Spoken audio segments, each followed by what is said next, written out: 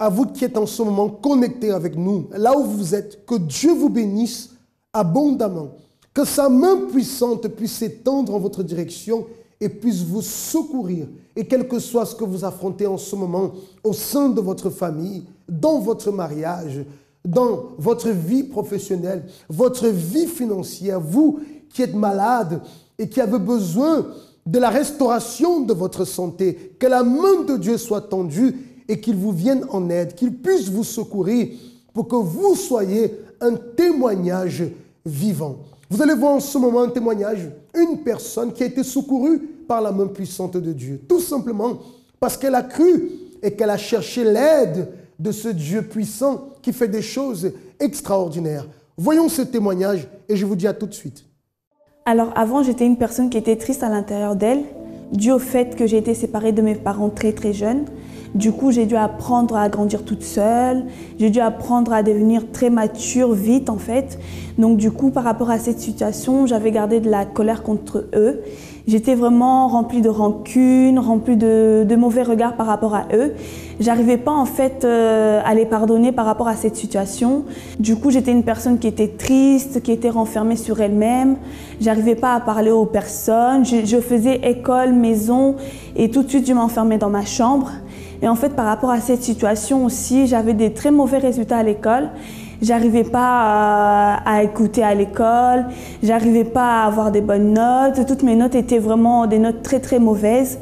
Et par rapport à cette situation, j'avais des cauchemars aussi. J'arrivais pas à bien dormir la nuit. Quand je dormais, en fait, il fallait que je me réveille parce que je dormais très mal. Donc par rapport à cette situation, ma vie elle était complètement détruite. J'avais aucune stabilité, j'avais aucune paix, j'arrivais pas à me surpasser à moi-même. Tout ce que je faisais ne réussissait pas vraiment. Un jour en fait, quand mes parents ils m'ont appelé pour avoir de mes nouvelles, en fait tout de suite après, j'ai même pas pu leur parler. En fait, j'ai décroché le téléphone. Et ils me demandaient de mes nouvelles, ils cherchaient à savoir comment j'allais, est-ce qu'à l'école ça a avancé. En fait, je me suis rendu compte que j'avais rien à leur dire. Et à partir de ce moment-là, en fait, je coupais le contact avec eux. Du coup, je les appelais plus, ils n'avaient plus de mes nouvelles pendant des années et des années. Et ce moment, en fait, ça a été vraiment le pire moment de ma vie. Parce que je me suis vue, en fait, comme une personne qui était complètement inconnue d'elle-même. Comme si personne ne me connaissait, je vivais toute seule. Tout ce que je faisais en fait, c'était toute seule. J'arrivais pas à partager ce qui passait à l'intérieur de moi. J'arrivais pas à parler de mes difficultés à l'école. Tout ce que je subissais à l'école, en fait, je gardais ça à l'intérieur de moi. J'ai connu le centre d'accueil grâce à ma tante. Elle m'a invitée donc, pour venir participer aux réunions du centre d'accueil. Donc au début, je venais juste pour lui faire plaisir, pour pouvoir être avec elle en fait. J'ai commencé vraiment à écouter, j'ai commencé vraiment à faire attention à ce que le pasteur il disait. Et du coup, je me suis identifiée dans beaucoup de choses. J'ai vu que ma vie, elle pouvait changer en fait, que j'avais une solution, que je pouvais m'en sortir. Et à partir de ce moment-là, donc j'ai décidé de participer aux chaînes de prière le mercredi. Également le vendredi aussi, j'ai commencé à faire mes chaînes de prière, j'ai commencé à venir avec plus de force, plus d'intérêt. Et par rapport à ces chaînes de prière, j'ai commencé vraiment à avoir toute ma situation qui commençait à se débloquer. Ma situation à l'école, j'ai commencé à avoir des résultats beaucoup plus positifs. J'ai commencé vraiment à être beaucoup plus ouverte. J'ai commencé à parler plus avec ma tante, avec mon oncle à la maison. Il y a vraiment eu l'entente. Et aussi à l'école, j'ai commencé aussi à m'ouvrir avec les autres personnes. J'ai commencé à avoir des amis, j'ai commencé à vraiment être une nouvelle personne en fait. Et dû à ça en fait, j'ai commencé aussi à m'analyser par rapport à mes parents. J'ai vu que c'était moi en fait le problème. Du coup, j'ai commencé à pardonner à mes parents, j'ai commencé aussi à les appeler pour demander pardon par rapport à cette situation.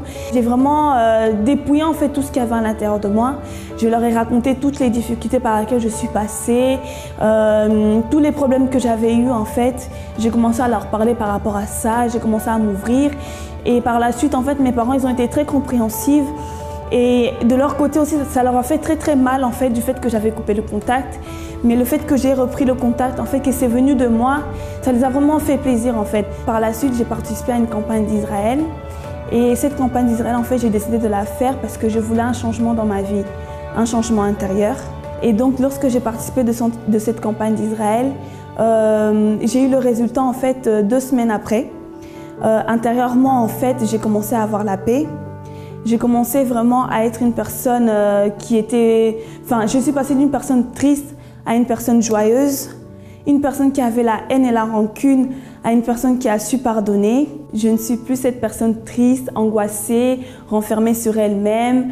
Je ne pense plus que je suis seule, je suis plus solitaire. Je participe, je suis ouverte avec les autres. Je peux aller vers une personne pour lui parler sans avoir de retenue en fait. Donc je suis plus renfermée sur moi-même, il n'y a plus ça en moi en fait. J'ai la paix, j'ai la joie, je suis bénie dans tout ce que je fais. J'ai eu mon BTS en assistante manager. Donc mon diplôme, en fait, je fais que avancer dans mes études. Et j'ai également un travail que j'aime beaucoup, donc dans le domaine que je voulais également. Donc aujourd'hui, ma vie, elle est bénie. Tout ce que je fais, ça réussit. Avec mes parents, on s'entend très bien. On s'appelle tout le temps. On a tout le temps de nouvelles les uns des autres. Et aussi avec ma tante à la maison, ça se passe très bien aussi. Je participe assez souvent donc à la maison. On peut rester des heures et des heures à se parler avec ma tante. Donc il y a vraiment une très bonne entente avec ma famille aujourd'hui. Le changement intérieur que j'ai eu à l'intérieur de moi a eu une influence sur ma vie professionnelle, avec mes amis aussi. Aujourd'hui, je suis une personne ouverte. Je m'entends avec les personnes. Je suis plus solitaire. Je peux parler avec mes amis.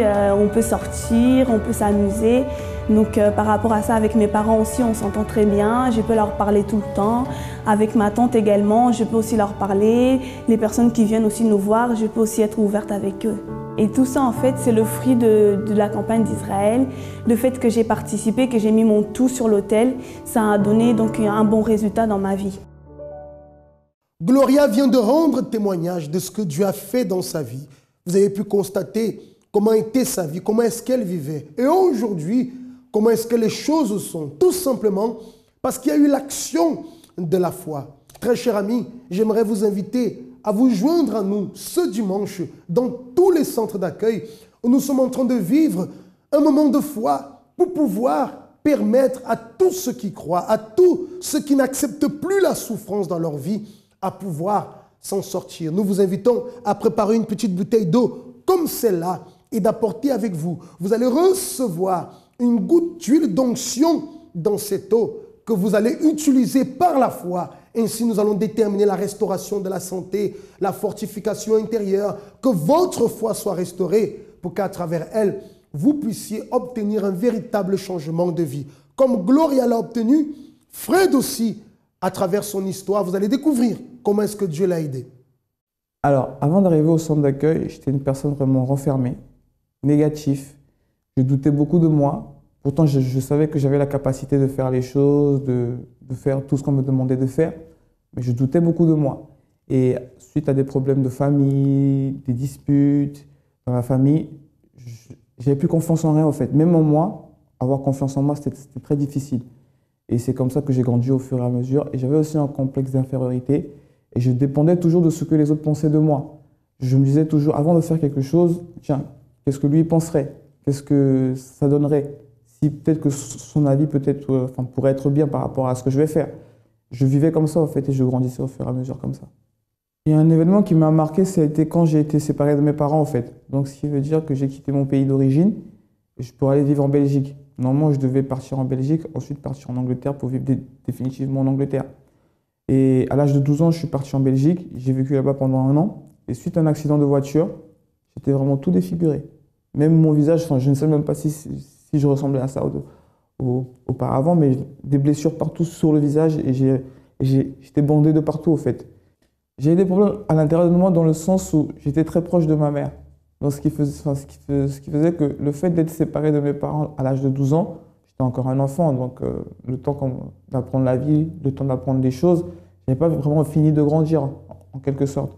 Donc moi qui étais proche de ma mère, le fait d'être séparé d'elle à l'âge de 12 ans, ça m'a quand même marqué parce que j'étais vraiment proche d'elle.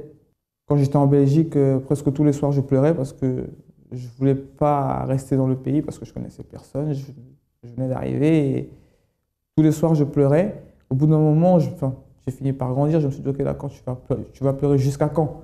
Donc j'ai fini par tout garder à l'intérieur de moi et je me disais que Le jour où je verrai mon père, je lui dirai tout ce qui m'est arrivé, c'est à cause de toi. Le fait que je parte là-bas sans personne, même s'il prenait soin de moi, il m'envoyait de l'argent, tout ça, même s'il faisait tout ça, moi je gardais toujours à l'intérieur de moi que c'est à cause de lui que j'ai été séparé au fait. Et je lui en voulais toujours. Bah, au fait, après l'accident de voiture, je suis venu ici en France pour rester ici avec mon père. Et j'étais encore à l'école, j'étais encore au collège, avec les influences des amis, les drogues et tout ça. J'ai commencé à être influencé par mes amis à consommer de la drogue, à prendre des cigarettes, petit à petit à sortir aussi. Mais j'ai jamais vraiment dépendu de ça, en fait. J'ai jamais été dépendant de ça dans le sens où, à chaque fois que je prenais ce genre de substance, je pensais toujours à mon père. Même si j'en voulais à mon père, je le respectais beaucoup parce qu'il a fait quelque chose que, pour moi, qui était de très fort, parce qu'il a quitté tout au pays pour venir rester ici pour nous, en fait. Le moment le plus difficile que j'ai eu à vivre, c'est vraiment, ça a toujours été la séparation de ma famille, en fait. Même jusqu'ici en France, ça a toujours été la séparation de ma famille. Pourquoi? Parce qu'après, mon père, il s'est remarié et c'était vraiment la guerre. La guerre dans le sens où la personne avec qui il était marié auparavant, elle était prête à tout au fait pour tuer mon père et moi, parce qu'on vivait ensemble avec elle. Et même avant de manger à la maison, il fallait faire attention, parce qu'on ne sait pas ce qui était mis dans la nourriture, ce qui était... Enfin, on ne savait pas. Elle était même capable de nous empoisonner. Pourquoi? Pour prendre les biens de mon père. Parce que mon père, il avait beaucoup de choses, des terrains et tout ça, des sociétés et tout ça. Et elle était capable de nous tuer pour prendre tout ça, vu qu'ils étaient mariés. Donc si mon père il mourait, automatiquement, tout lui revenait. Et ce qui faisait qu'à chaque fois à la maison, il fallait vraiment faire attention. Et c'est même mon père qui me disait non, ça ne mange pas, attends, on mangera après. On va dire je suis resté comme ça on est resté comme ça pendant plus de 3 ans. 2-3 ans à faire attention, à ne pas... à vivre comme si on était des esclaves en quelque sorte, en fait. Et ça, c'était vraiment difficile parce qu'on n'avait pas de mots à dire parce qu'on n'était pas chez nous. Des moments de souffrance, nous pouvons tous passer par des moments de souffrance. Simplement, il y a une différence dans l'attitude des personnes.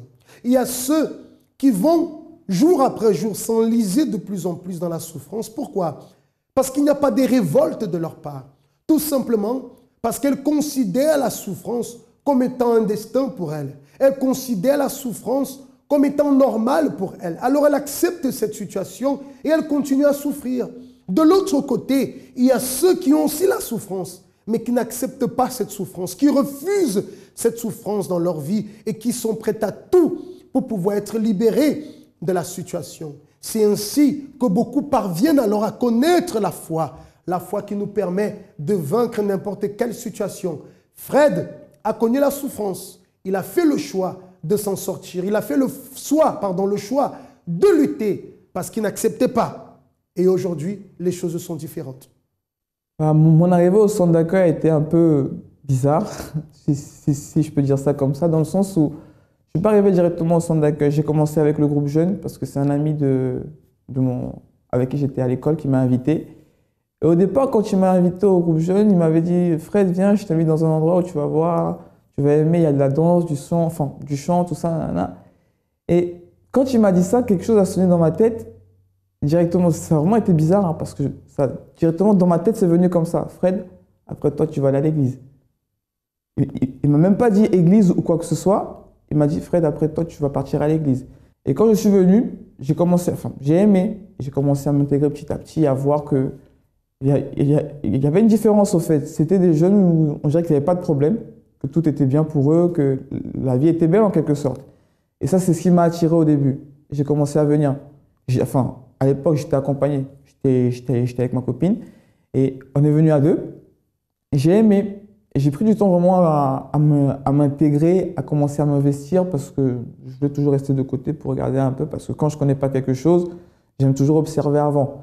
Et c'est comme ça que j'ai commencé à venir, les jeudis, les samedis, et peu à peu, elle a commencé à m'inviter les dimanches, les mercredis, les lundis, les vendredis. C'est comme ça que j'ai commencé à venir. Je voulais changer. Il y avait, les deux grosses situations que je voulais changer, c'était par rapport à ma famille et par rapport à moi-même. Par rapport au bien-être, au fait, de mon intérieur, parce que je gardais tout à l'intérieur de moi et ça me poussait vraiment à être quelqu'un de très, très colérique, très, très nerveux. Il suffisait de rien pour vraiment que enfin, que je m'énerve, au fait. Et je voulais changer ça parce que je savais très bien que ce n'était pas un bon tempérament et ce n'était pas quelque chose de très, très bien. Donc, j'ai voulu changer ma famille et moi aussi. Ma famille, j'ai continué à faire les propos.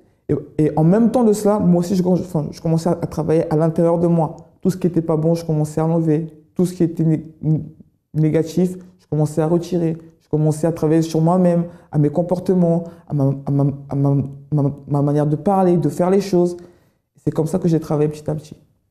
À travers les témoignages, à travers la campagne d'Israël, par exemple, je n'ai pas participé tout de suite. J'ai observé avant parce que vu que je ne connaissais pas, je ne savais pas c'était quoi, j'ai observé. Et quand j'ai commencé à voir que même mes amis qui m'ont invité avaient du résultat, je me suis dit, oh, pourquoi pas moi? Et c'est comme ça que j'ai commencé à participer aux prochaines campagnes d'Israël que j'ai eu l'occasion de faire. Parce que c'était le seul moyen vraiment qu'il me fallait vraiment pour changer, au fait, pour changer ma situation à moi et celle de ma famille. C'était le seul moyen vraiment que je voyais vraiment que je pouvais faire pour tout changer. Parce que on peut faire tout ce qu'on veut, mais si on n'attire pas l'attention de Dieu en faisant quelque chose de grand, de fort, on ne pourra pas changer notre vie. Il y a une campagne qui m'a marqué, que j'ai vraiment fait de tout mon cœur. C'était la campagne pour la vie sentimentale. Parce que vu que j'étais accompagné quand j'étais venu ici à l'église, il me fallait me détacher de ma vie sentimentale. Sinon, je n'allais pas avancer. Ce qui voulait dire, c'est que vu que j'étais accompagné, on tombait tous les deux à chaque fois, en fait. On tombait tous les deux à chaque fois. S'il y en a un qui avançait spirituellement, l'autre chutait, et à cause de l'autre, tous les deux chutaient, et ainsi de suite, ainsi de suite. Et il fallait vraiment que je me détache de, on va dire, entre guillemets, ma moitié pour pouvoir avancer spirituellement. La campagne de la vie sentimentale, quand j'ai sacrifié mon tout, mes économies, mon salaire, tout ce que j'avais, je n'ai pas cherché à comprendre, au fait. Je n'ai pas cherché à voir, non, est-ce qu'il y aurait peut-être ça? Les doutes que j'avais, bizarrement, j'ai plus douté, au fait. J'ai plus douté du tout, j'ai mis tout sur l'autel. Et ça a vraiment été bizarre parce que quand j'ai déposé tout sur l'autel, le changement a été automatique. Ça n'a pas vraiment été une campagne, ça a été les propos. Les propos. Le fait d'être fidèle aux propos, ça m'a permis de voir vraiment le changement dans ma famille. Les propos, par exemple, les jeudis, je ne pouvais pas être là parce que je travaillais. Donc, ce qui faisait que je rattraperais tout le dimanche, mais je m'appliquais vraiment les dimanches, au fait. Quand je venais avec l'album de famille, dans tout ce que je faisais, je m'appliquais vraiment pour montrer que je voulais que ma famille change.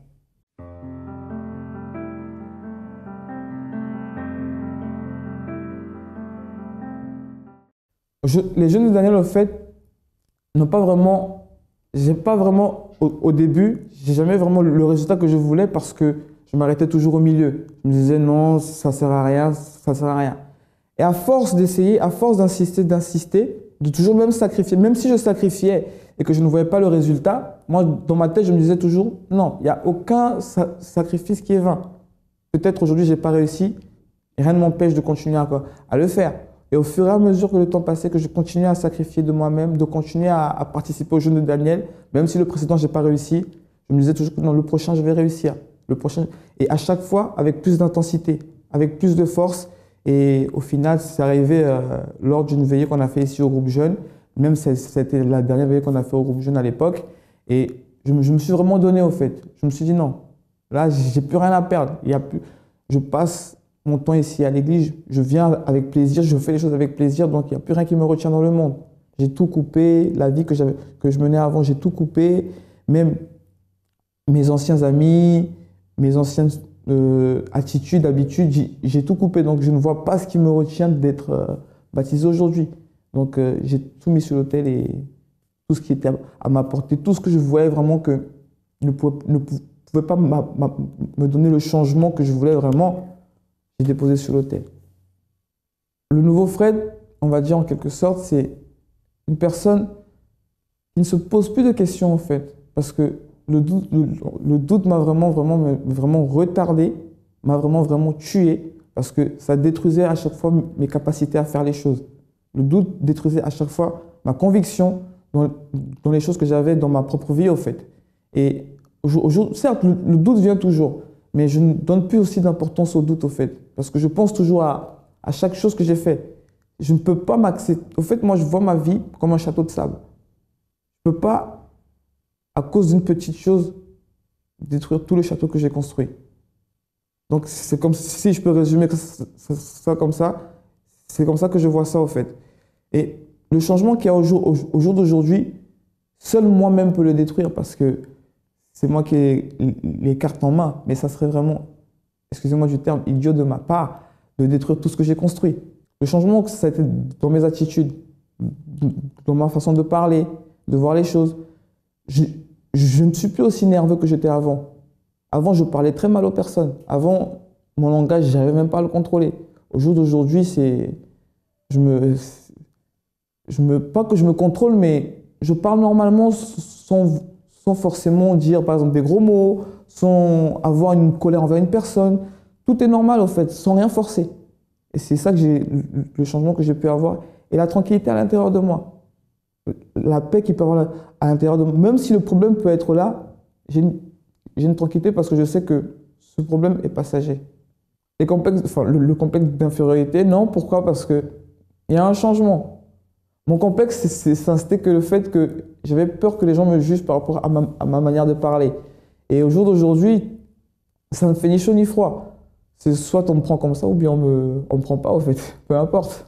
La famille, ça a été vraiment l'un des plus grands changements que j'ai pu voir aussi parce que quand j'ai vraiment sacrifié pour ma famille, je me suis vraiment donné pour ma famille, j'ai pu voir le changement où nous qui étions séparés, on est maintenant réunis. Ma mère est venue, mes petits frères sont venus, ma soeur est venue, mon père est venu. On s'est tous réunis au fait. Et même si on était réunis encore, le combat n'était pas terminé parce qu'il fallait toujours continuer à se battre, à faire en sorte que l'harmonie puisse régner. Aujourd'hui, la famille est réunie, on est tous ensemble. Même s'il y a encore des disputes, pour moi, ça c'est la famille, on ne peut pas changer les choses. Mais au jour d'aujourd'hui, nous qui étions séparés, on est réunis, il y a une bonne harmonie dans la maison. Tout va bien en fait. Je peux espérer mieux, mais c'est toujours avec de la lutte, au fait. Aujourd'hui, le centre d'accueil représente en quelque sorte une école. Parce que dehors, on a l'école du monde, et ici, on a l'école de la foi.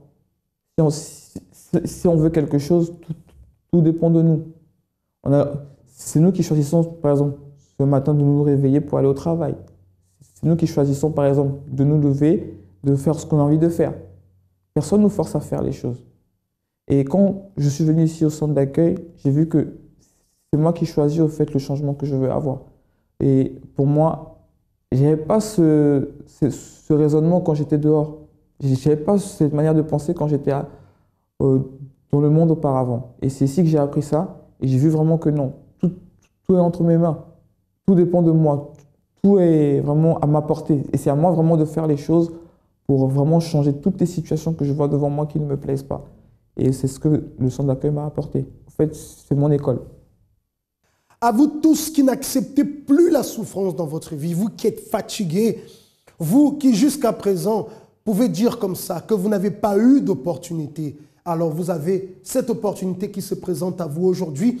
Et si vous désirez même aujourd'hui, vous pouvez être aidé. Vous pouvez alors nous joindre et chercher quel est le centre d'accueil qui est le plus proche de chez vous et de savoir quels sont les horaires. Parce qu'un serviteur de Dieu sera à votre disposition pour pouvoir vous aider, pour pouvoir vous soutenir et bien sûr vous aider à mettre en pratique votre foi qui certainement apportera des résultats merveilleux dans votre vie.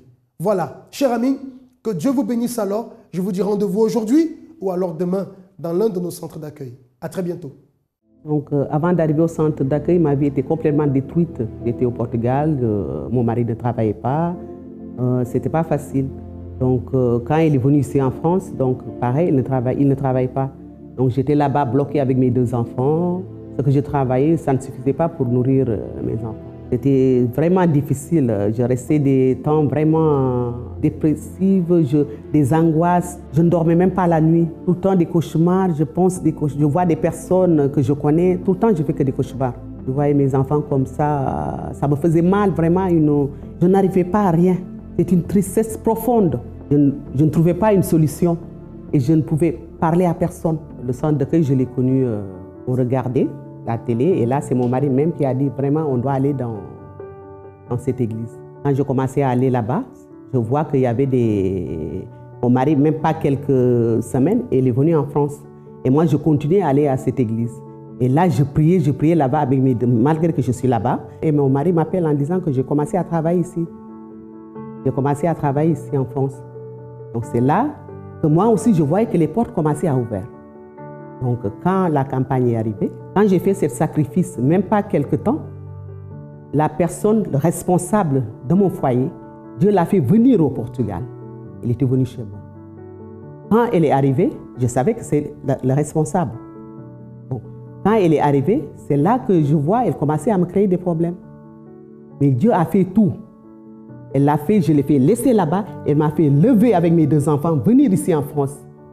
Ouais. Et mon mari, là où il était, il ne m'appelait même pas au téléphone. Elle est sortie où il était. On était ensemble chez ma belle-mère. Elle a pris seulement son sac, elle n'a rien dit. Et on est habité chez ma belle-mère. La campagne d'Israël, vraiment, c'est une force de puissance de Dieu. C'est-à-dire, c'est la réponse immédiate. Pour moi, c'est la réponse immédiate entre nous et Dieu.